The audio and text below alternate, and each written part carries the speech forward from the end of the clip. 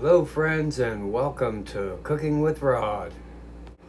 All the ingredient amounts will be down in the description below, and you can pause the video as you do each step of the recipe. If you make this recipe, please leave a comment and let us know how it went. Okay, today we're making Hungarian chicken paprikash. Here we go. Okay, we're going to take 4 bone-in, skin-on chicken thighs and salt and pepper those on both sides.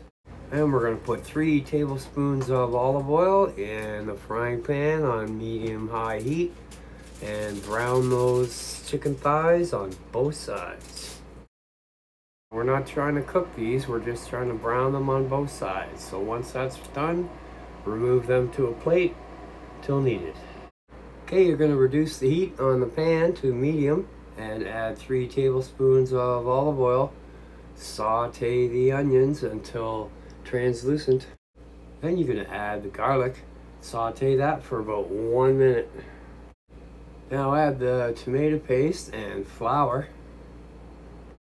Stir that for a couple of minutes to take the raw edge off the flour and create a roux. Now you're going to add in all your spices, your paprikas, black pepper, salt, and cayenne. And stir that in. Then you're going to pour in the chicken broth and deglaze the bottom of the pan. Bring that to a simmer. Then you're going to add the chicken back to the pan, roll it around a bit in the sauce, and then leave it skin side up. Now you're going to cover that and gently simmer it for 30 to 35 minutes.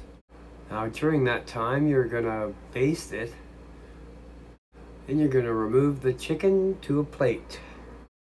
Okay, so in a small bowl you're going to whisk together your heavy cream and your sour cream.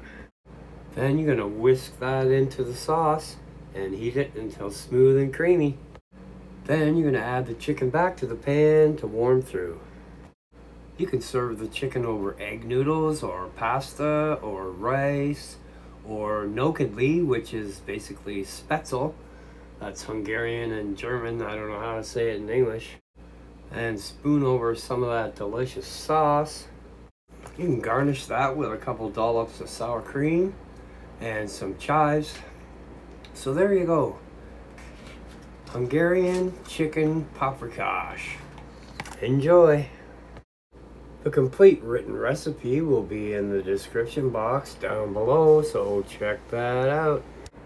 If you like my content, I'll put a couple of videos that you can watch until my next upload.